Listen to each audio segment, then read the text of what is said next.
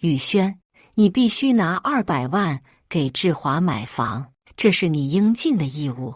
婆婆王翠花指着我的鼻子咆哮道：凭什么？我冷冷地看着她，凭你嫁进了我们张家，志华是你小叔子，你一个月赚那么多钱，不帮家里帮谁？小叔子张志华也在一旁添油加醋：嫂子，我女朋友说了，3个月内不买房就分手，你总不能看着我打光棍吧？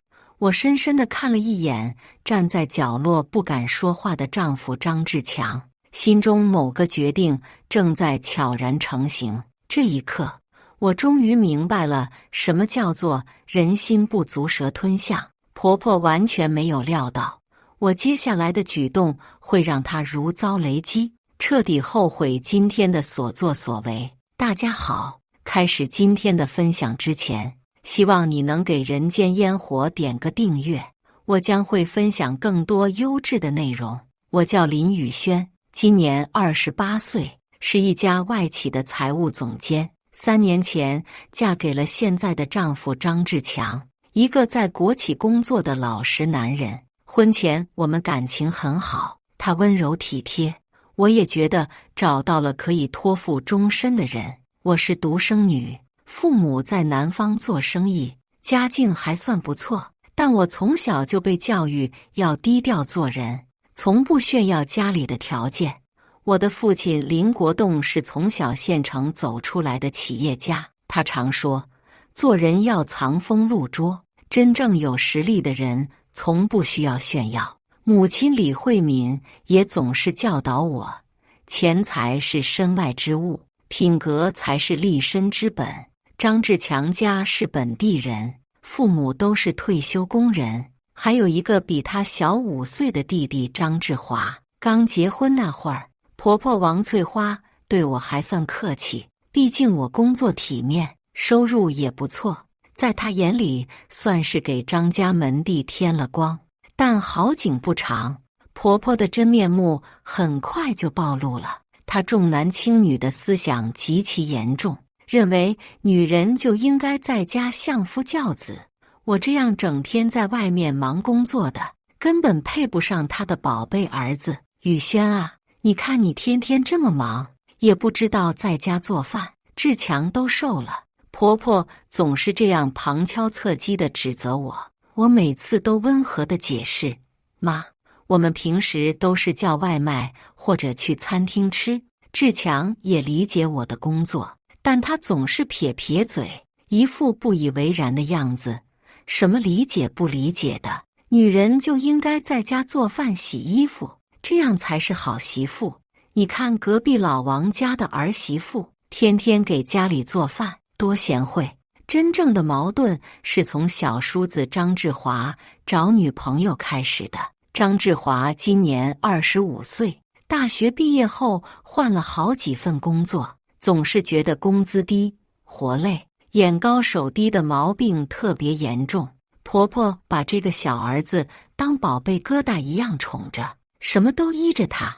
我记得张志华第一次换工作时，我和张志强还特意请他吃饭，想了解他的想法。志华，为什么要辞职啊？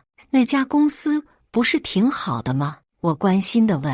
哎，别提了，那个领导太苛刻了，天天让我加班，工资才3000多，根本不够花。张志华一脸不耐烦。张志强劝他，弟弟，刚毕业都是这样的，要慢慢积累经验。什么积累经验？我大学4年不是白读的吗？应该直接给我个主管当当。听到这话，我和张志强面面相觑，这孩子的想法太不切实际了。没想到婆婆还在一旁帮腔，就是啊，我们志华这么优秀，凭什么受那个委屈？从那以后，张志华换工作就像家常便饭一样，每次都是干不到半年就辞职，理由五花八门，领导不好，同事难相处，工作太累，工资太少。半年前，张志华交了个女朋友，叫苏晴，长得挺漂亮，但要求也挺高。两人刚处了3个月，苏晴就开始催着要结婚，条件是必须有房子。志华，你得赶紧买房啊！我们家苏晴说了，没房子就别谈结婚。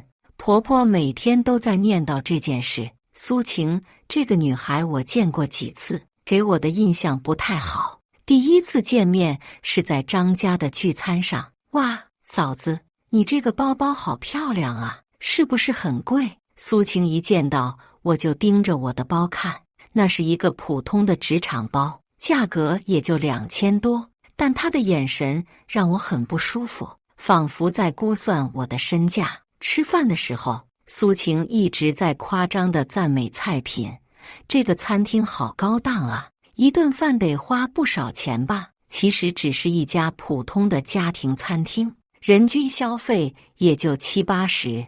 更让我意外的是，苏晴竟然当着所有人的面说：“志华，你看你嫂子多有品味，以后我们也要过这样的生活。”张志华有些尴尬，但苏晴接着说：“不过也对，毕竟嫂子是财务总监，赚钱肯定比我们多。志华，你得努力啊，要不然我们什么时候才能买得起房子？”那一刻，我感觉到了一种不好的预感。这个女孩似乎对我们家的经济状况过分关注了。果然，没过多久，苏晴就开始频繁地在张志华面前提起我：“你嫂子人真好，又有钱又有能力，你们家真幸福，有个这么成功的嫂子。”张志强现在在一家小公司做销售，月薪4000多，别说买房了，连首付都凑不够。于是这一家人就把主意打到了我们身上。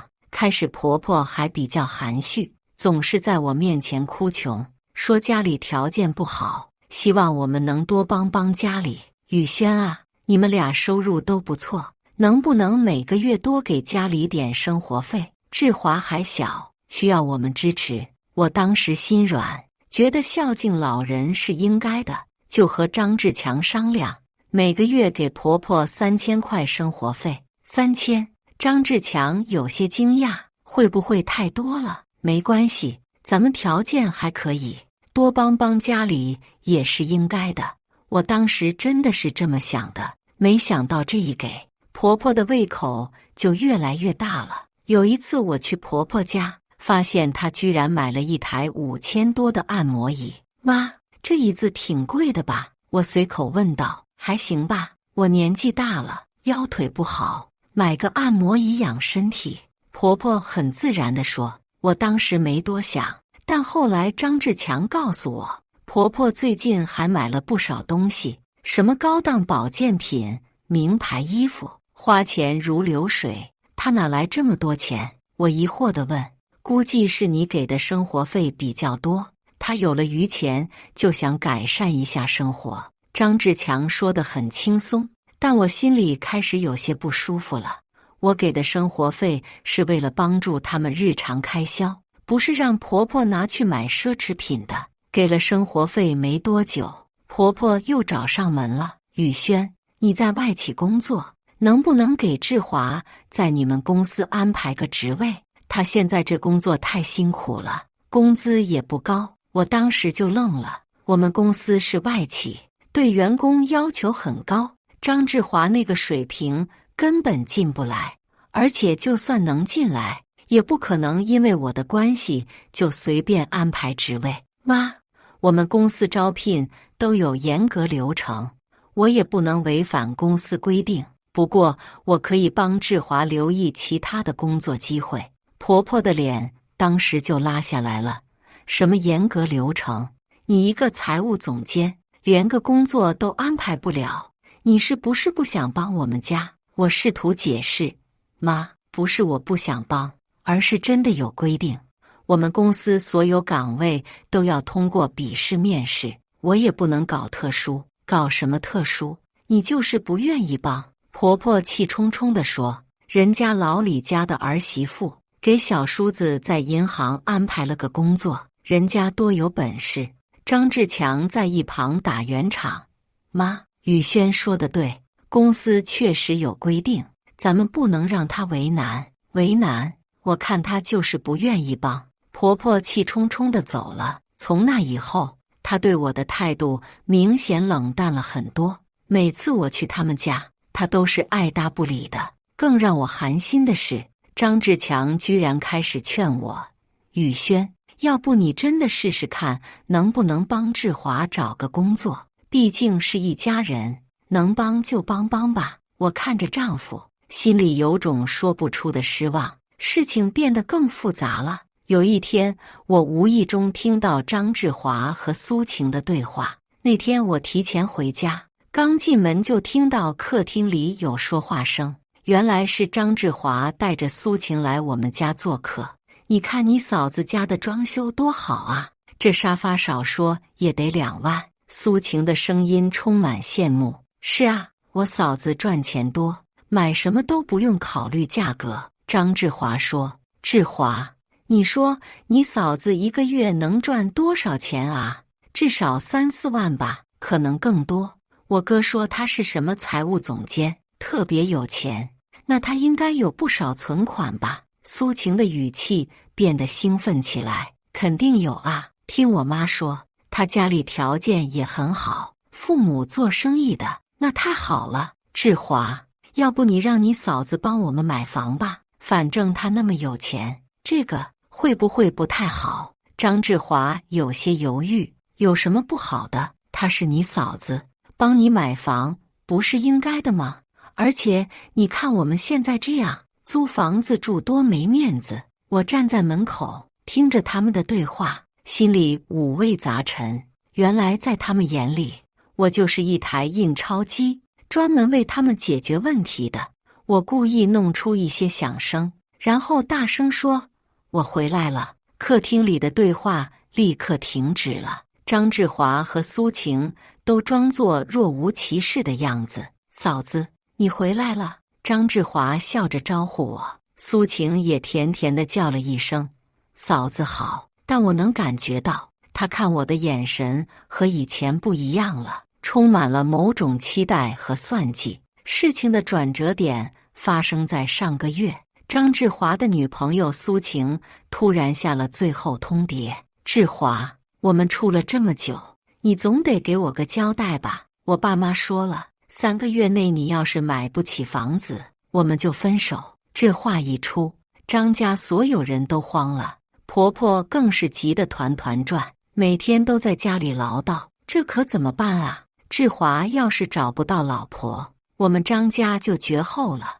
我发现婆婆开始频繁地在张志强面前哭诉，每次都是同一个话题：志强啊，你弟弟现在遇到困难了，你这个当哥哥的不能不管啊。妈，我们当然要帮，但买房需要很多钱，我们也得想想办法。张志强安慰他：怎么想办法？你们家宇轩不是赚钱多吗？让他帮帮志华不就行了？张志强也被这种焦虑情绪感染了，开始跟我商量：宇轩，要不我们帮帮志华，先借给他点钱，付个首付，以后他慢慢还。借多少？我问。至少要200万，这样才能买个像样的房子。200万，我当时就惊呆了，这不是个小数目，而且以张志华现在的收入，这辈子都还不清。志强，200万不是小钱，而且志华的工作这么不稳定，他拿什么还？张志强有些不高兴了。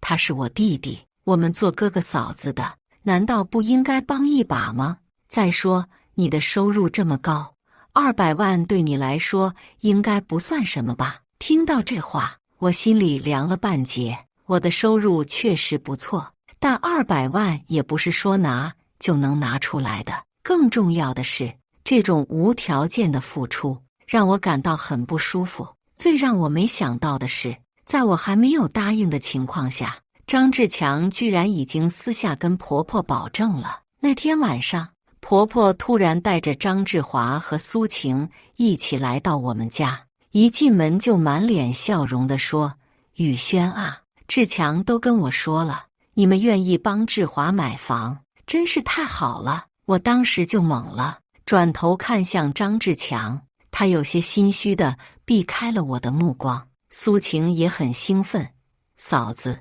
谢谢你们，我们已经看好了一套房子，总价280万，需要首付200万。等等，我打断了他的话，我什么时候答应帮你们买房了？房间里的气氛瞬间尴尬起来，婆婆的脸色变了。宇轩，志强不是说你们商量过了吗？我看向张志强，他支支吾吾地说，我以为你会同意的。你以为这么大的事情，你连问都不问我，就私自做决定？我的声音有些颤抖，苏晴的脸也黑了下来。志华，这到底是怎么回事？你不是说你嫂子很有钱，肯定会帮我们的吗？张志华急得满头大汗。嫂子，你就帮我吧，我真的很爱苏晴，不想失去她。我深深地吸了一口气，努力保持冷静。我需要时间考虑这件事。还考虑什么啊？苏晴有些不耐烦了。嫂子，我们时间真的不多了，再拖下去就来不及了。婆婆也在一旁催促。宇轩，这事儿早晚都要解决，你就痛快点答应了吧。我感觉自己被包围了，所有人都在逼我做决定，却没有人真正关心我的想法。那天晚上，我和张志强大吵了一架。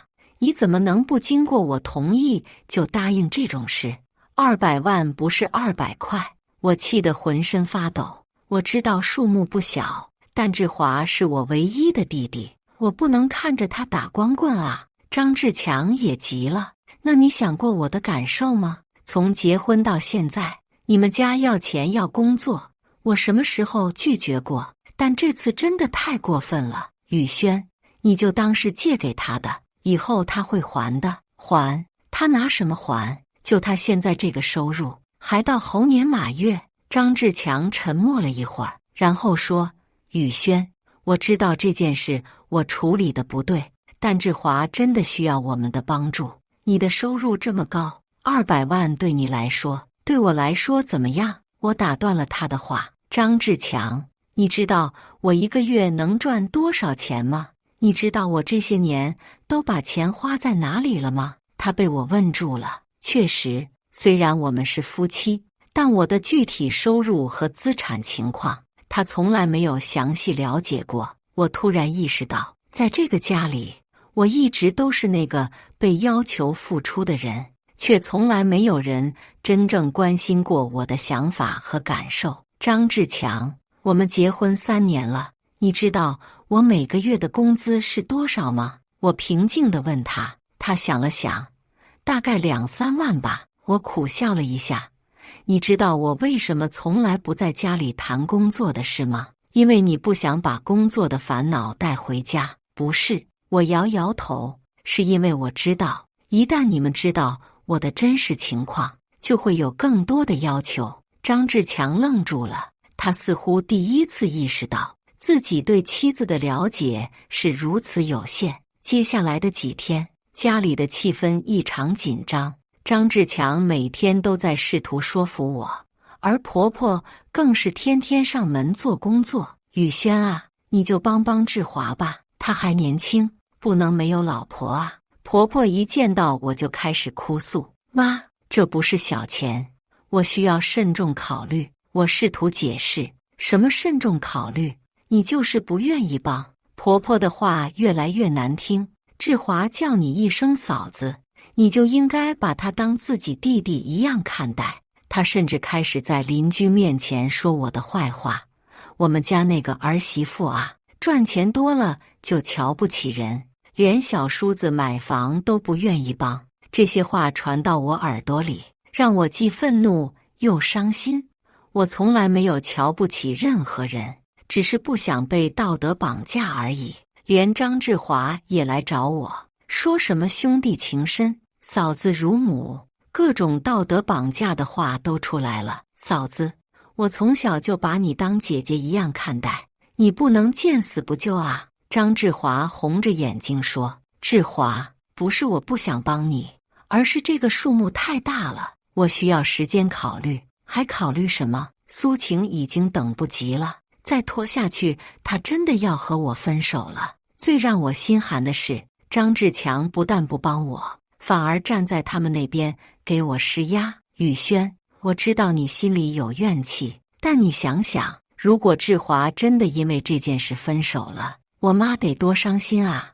那你想过我的心情吗？我反问他，他愣了一下，然后说：“你是大人了，应该理解家里的难处。”听到这话，我彻底心灰意冷了。在他心里，我永远都是那个应该理解、应该付出、应该牺牲的人。我开始重新审视这段婚姻，重新思考自己的人生。3个月的期限眼看就要到了，苏晴已经开始催促，说再不买房就真的要分手了。张家所有人都把希望寄托在我身上，每天轮番对我进行道德绑架。这天下午，婆婆又带着张志华和苏晴来到我家，这次他们的态度比以往更加强硬。宇轩，时间不等人了，你到底帮不帮？婆婆开门见山地问。我刚想说话，苏晴就抢先开口了：“嫂子，我们已经等了这么久了，你总不能眼睁睁看着我们分手吧？”张志华也在一旁附和：“嫂子，你一个月赚那么多钱，200万对你来说真的不算什么。”听到这话，我心里突然涌起一阵愤怒。不算什么？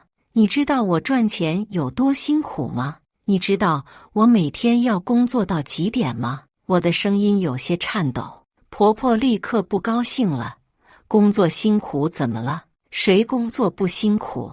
你嫁进我们张家，就是张家的人，帮小叔子买房是应该的。凭什么是应该的？”我站起身来：“我凭什么要为他的人生负责？就凭你是他嫂子？”婆婆指着我的鼻子咆哮道：“志华是你小叔子，你一个月赚那么多钱，不帮家里帮谁？”张志华也在一旁添油加醋：“嫂子，我女朋友说了，3个月内不买房就分手，你总不能看着我打光棍吧？”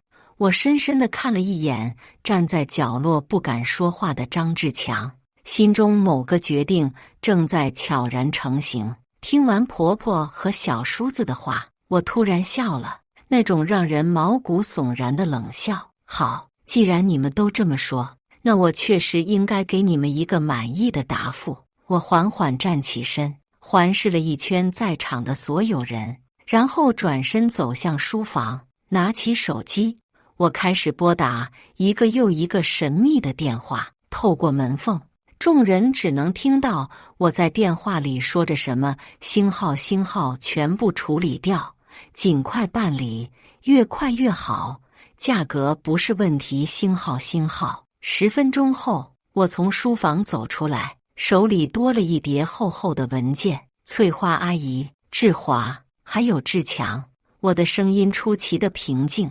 我决定了。婆婆和小叔子面面相觑，完全不知道这些神秘的电话意味着什么，而我手中的那叠文件即将彻底改变在场每一个人的命运。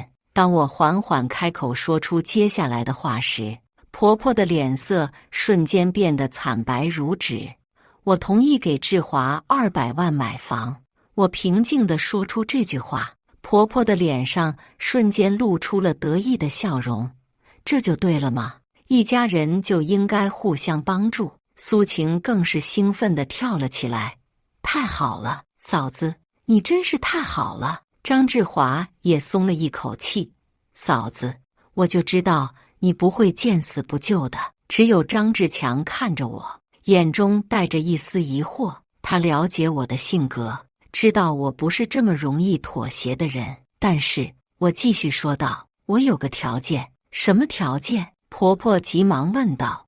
我拿起手中的文件，慢慢地翻开第1页。这200万不是借给你们的，是我给你们的分手费。分手费？所有人都愣住了。没错，我看向张志强：“志强，我要和你离婚。”张志强脸色瞬间变得苍白：“宇轩，你在说什么？我继续翻着手中的文件，这些是我刚才委托律师准备的离婚协议书。我同意给你们家200万，但条件是我们立即离婚，从此一刀两断。婆婆彻底懵了。宇轩，你这是什么意思？意思很简单，我冷笑道。你们不是一直觉得我有义务帮助这个家吗？那好，我帮完这最后一次，然后我们就没有任何关系了。房间里的空气仿佛凝固了，所有人都难以置信地看着我。苏晴张着嘴巴，半天说不出话来。张志华更是瞪大了眼睛，仿佛看到了天方夜谭。房间里陷入了死一般的寂静。张志强颤抖着声音说：“宇轩，你不能这样，我们是夫妻，有什么事可以慢慢商量。”商量？我讽刺地笑了。从结婚到现在，你什么时候跟我商量过？给你妈生活费的时候，你商量了吗？答应帮志华买房的时候，你商量了吗？我那是……张志强支支吾吾说不出话来。我站起身，走到窗前。3年了，张志强，3年来我一直以为我嫁的是你一个人，没想到我嫁的是你们全家。宇轩，你听我解释。不用解释了，我打断了他的话。我已经想得很清楚了，与其继续这样被道德绑架，不如一次性解决所有问题。苏晴这时候开口了：“嫂子，你别冲动啊，我们可以不要这个钱的。”我转过身看着他，现在说不要了，刚才不是还在催促吗？苏晴，你知道你刚才说的话有多伤人吗？你说我一个月赚那么多钱，200万对我来说不算什么。你有没有想过，我的每一分钱都是我辛苦工作得来的？苏晴的脸红了，她显然没想到我会这么直接地指出她的问题。婆婆也慌了：“宇轩，你这孩子怎么这么倔呢？一家人哪有隔夜仇？有话好好说。”一家人？我冷笑：“王阿姨，从今天开始，我们就不是一家人了。你刚才不是说得很清楚吗？我嫁进张家就是张家的人，应该为张家付出。但你有没有想过，我也是有父母的人，我也需要被尊重和理解。”这时候，我拿出了第2份文件。这是什么？张志强疑惑地问。房产证明。我淡淡地说，我名下所有房产的证明文件。张志强接过文件，看了一眼就愣住了。这是怎么回事？我看着他震惊的表情，心里反而平静了下来。惊讶吗？你的妻子居然有5套房产？5套？婆婆也凑过来看。这不可能。宇轩，你哪来这么多房子？有什么不可能的？我冷笑道。这些都是我父母给我的嫁妆，全部都是学区房，总价值超过3000万。房间里所有人都傻眼了，苏晴更是张大了嘴巴，半天合不拢。张志华结结巴巴地说：“3000万，嫂子，你怎么从来没说过？为什么要说？”我反问道：“说了又怎么样？让你们的胃口变得更大吗？”志华，你刚才不是很理直气壮地说我应该帮你买房吗？如果你知道我有5套房子，是不是会要求我直接把房子送给你？张志华被问得哑口无言。我继续说道：“没错，你们一直以为我只是个普通的财务总监，月薪2-3万，实际上我的年薪是120万。而这些房产的租金收入每年也有200多万，也就是说，我一年的总收入超过300万。”苏晴完全傻了，这么多钱，那你为什么还要上班？为什么还要这么节俭？我看着他，因为我从小就被教育要靠自己的努力生活，不能躺在父母的财富上享受。这些房产对我来说更像是一种保障，而不是挥霍的资本。婆婆这时候才真正意识到自己面对的是什么样的人。宇轩，那你为什么不早说？如果我们知道了又怎么样？我打断了他的话。你们会更加理所当然地要求我付出吗？王阿姨，你有没有想过，就算我很有钱，我也没有义务为你们家的所有问题买单。张志强这时候终于明白了事情的严重性，他的脸色变得非常难看。宇轩，我真的不知道你有这么多财产。如果我知道的话，如果你知道的话，你会怎么样？我冷冷地看着他。你会更加肆无忌惮地答应家里的各种要求吗？张志强，你有没有想过，为什么我从来不在你面前提这些事？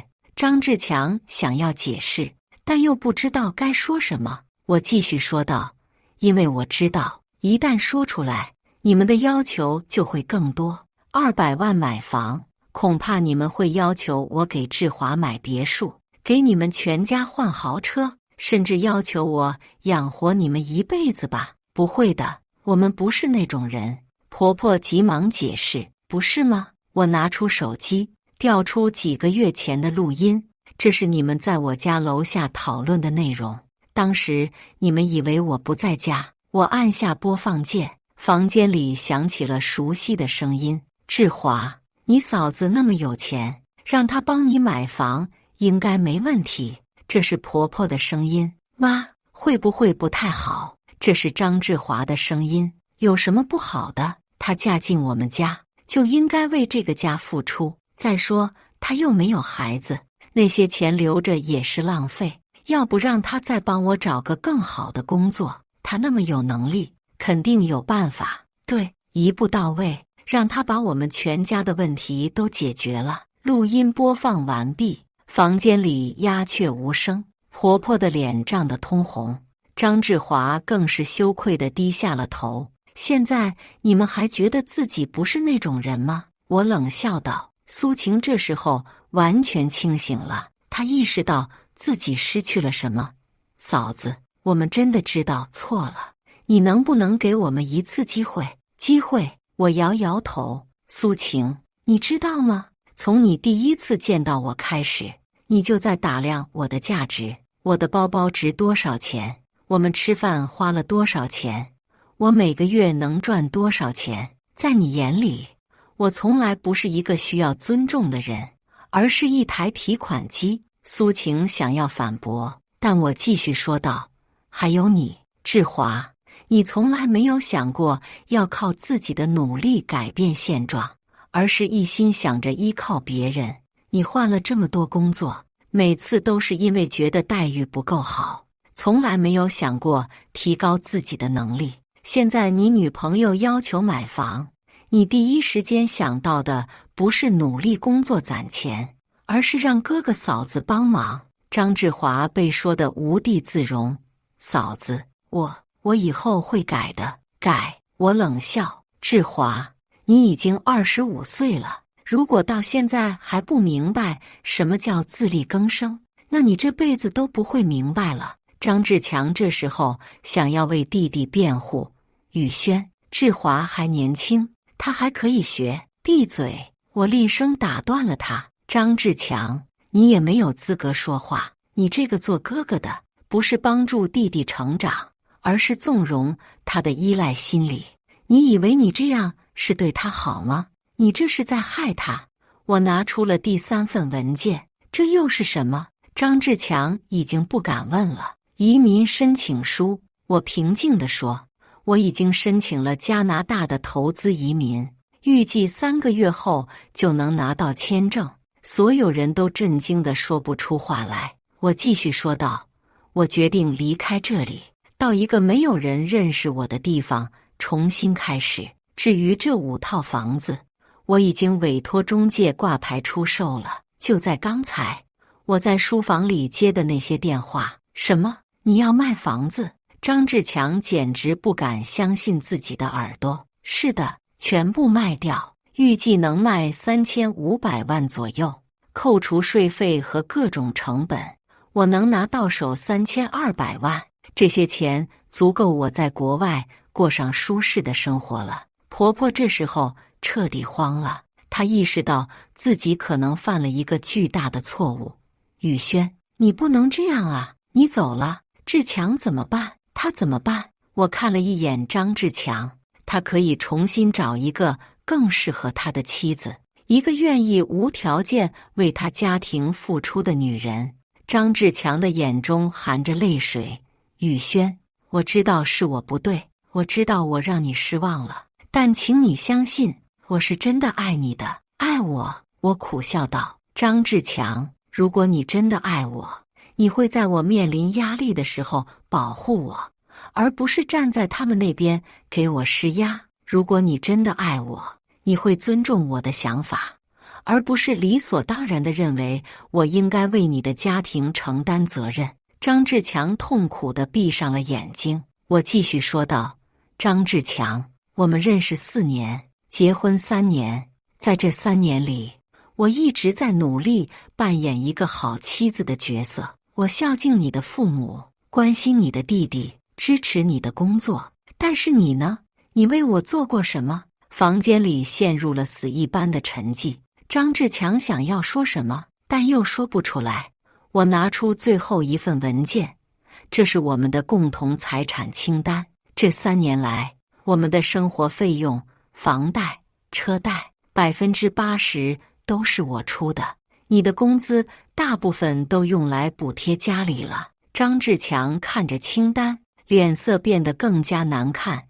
宇轩，我不知道你为这个家付出了这么多，你不知道。我冷笑，你不是不知道，你是不想知道，因为一旦知道了，你就要面对自己的良心谴责。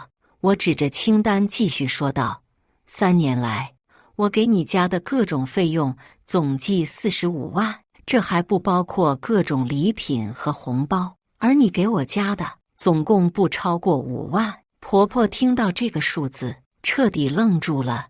45万，这么多？是的，王阿姨，从结婚第1年开始，每个月3000的生活费，1年就是3万6，3年就是10万8，然后是各种节日的礼品和红包，你生病住院的医药费，志华找工作时的各种花费，所有这些加起来就是45万。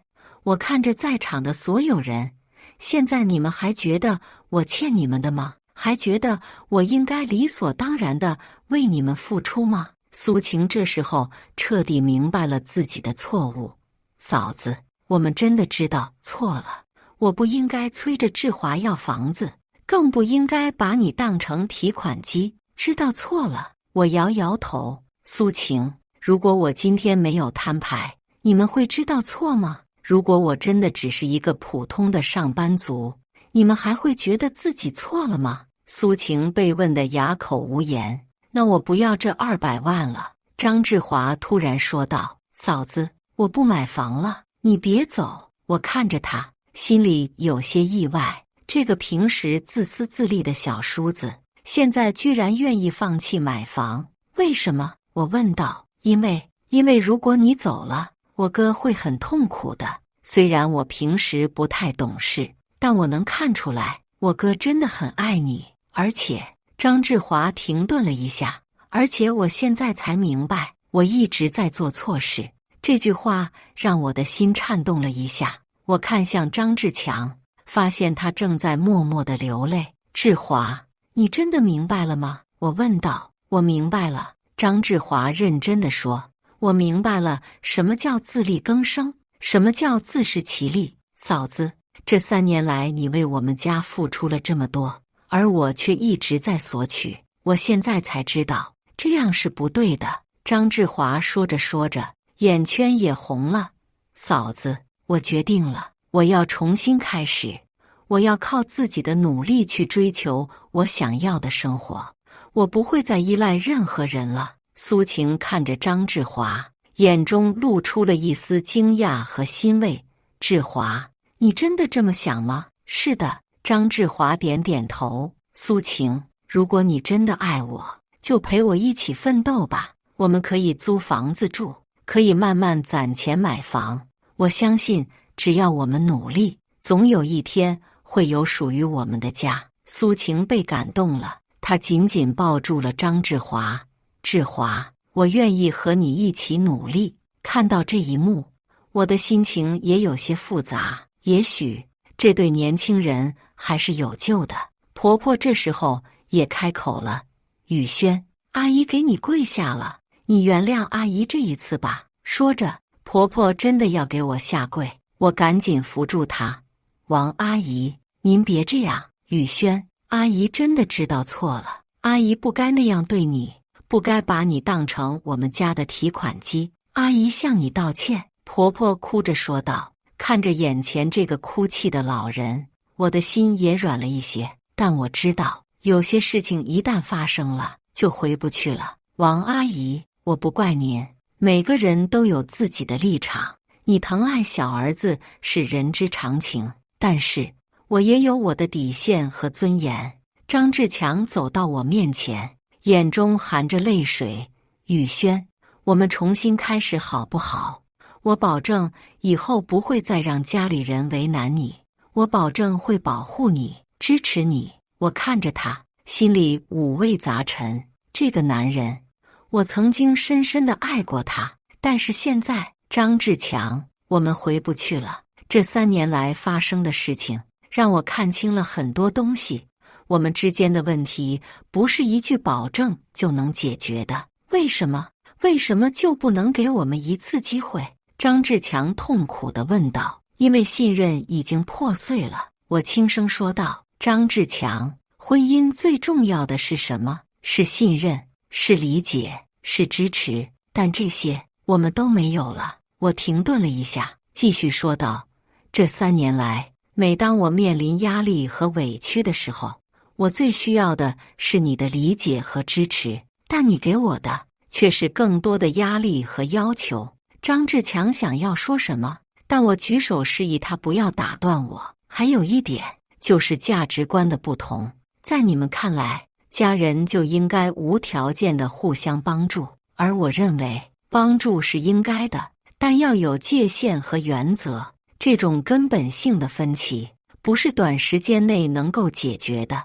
看着面前这一家人，我的心情很复杂，愤怒、失望、心痛，还有一丝不舍，各种情绪交织在一起。但我知道，有些决定一旦做出，就不能再改变了。我的决定不会改变，我最终还是坚持了自己的想法。这3年来的经历让我明白，我们根本就不合适。宇轩，张志强还想说什么？听我说完，我打断了他。张志强，你是个好人，但你不是适合我的人。你太软弱了，面对家人的要求，你从来都不会拒绝。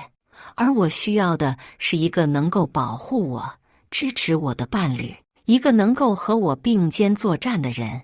张志强痛苦地闭上了眼睛。我继续说道：至于这200万，我说过会给，就一定会给。这不是为了你们，而是为了我自己的解脱。从今以后，我们之间再无任何瓜葛。我拿出支票簿，当场写了一张200万的支票。这是我给你们的最后一笔钱，拿着这笔钱好好生活吧。说完，我拿起包准备离开。宇轩，张志强追了上来。你真的不能再给我们一次机会吗？我停下脚步，回头看了他一眼。张志强，如果你真的爱我，就放我走吧，让我去追求属于我的幸福。那你会幸福吗？张志强哽咽着问道。我会的，我坚定地说。我相信我会找到真正属于我的幸福。说完，我头也不回地走出了那扇门，身后传来哭泣声，但我没有回头，因为我知道，回头就意味着重新陷入那个让我窒息的环境。我要向前走，去寻找属于我的新生活。3个月后，我的移民申请顺利通过了，5套房子也都以高于预期的价格卖了出去，总共收到了3600万。离婚手续办得很顺利，张志强没有提出任何异议，他甚至主动放弃了所有的财产分割，只是请求我不要恨他。我没有恨他，只是感到遗憾。遗憾我们没有缘分走到最后，遗憾我们错过了彼此最好的时光。在离开之前，我收到了一些意想不到的消息。张志华真的开始努力工作了，他重新找了一份销售的工作，虽然工资不高，但他很认真的在做。苏晴也支持他，两人决定暂时不买房，先租房住，一起为未来奋斗。婆婆王翠花生了一场大病，据说是因为后悔和自责导致的。她经常在邻居面前说自己当初瞎了眼，赶走了这么好的儿媳妇。张志强一直没有再找女朋友，朋友们说他经常一个人喝酒，每次喝醉了就会念叨我的名字，说他对不起我。听到这些消息，我的心里也不好受，但我知道这是我们必须承受的代价。有些路一旦选择了，就不能回头。临走前，我给张志强写了一封信。志强，当你收到这封信的时候，我已经在飞往加拿大的路上了。我想告诉你，我不恨你，也不恨你的家人。我们都是普通人，都有自己的局限性和不足，只是我们不合适，仅此而已。希望你能够从这次的经历中成长，学会如何去爱一个人，如何去保护一个人。祝你找到真正适合你的人，过上幸福的生活。在加拿大的新生活很充实，我用一部分钱投资了当地的房地产，剩下的钱存起来做理财，每个月的收入足够我过上舒适的生活。我还重新开始了学习，报了一个心理学的硕士课程。我想了解更多关于人际关系和家庭心理的知识，也希望能够帮助其他有类似经历的女性。更重要的是，我交到了新的朋友，这里的人际关系很简单，没有那么多复杂的利益纠葛和道德绑架。其中有一个叫大卫的男士，是当地一家投资公司的经理，他很绅士，很尊重我，从来不会强迫我做任何不愿意的事情。我们是在一个投资讲座上认识的，当时我问了一个关于房地产投资的问题，他的回答很专业，给了我很大的帮助。讲座结束后，他主动找到我，你刚才的问题很有水平，看得出来你对投资很有研究。谢谢，我确实在学习这方面的知识。我礼貌地回应，如果你不介意的话，我可以推荐一些不错的投资项目给你。他说话的语气很真诚，没有任何功利的成分。就这样，我们开始了友谊。大卫经常和我分享投资心得，也会邀请我参加一些财经类的聚会。在这个过程中，我发现他是一个很有趣的人，知识渊博，幽默风趣，而且很有绅士风度。最重要的是，他从来不会过多地询问我的过去，也不会对我的财产状况感兴趣。他喜欢的是我这个人，而不是我的钱。我们的关系发展得很自然，没有任何压力和负担。这种感觉是我在之前的婚姻中从来没有体验过的。以上就是今天分享的故事。大家有什么想说的、想吐槽的，欢迎在下方评论交流。也更希望能给人间烟火点个订阅，我将会分享更多优质的故事内容。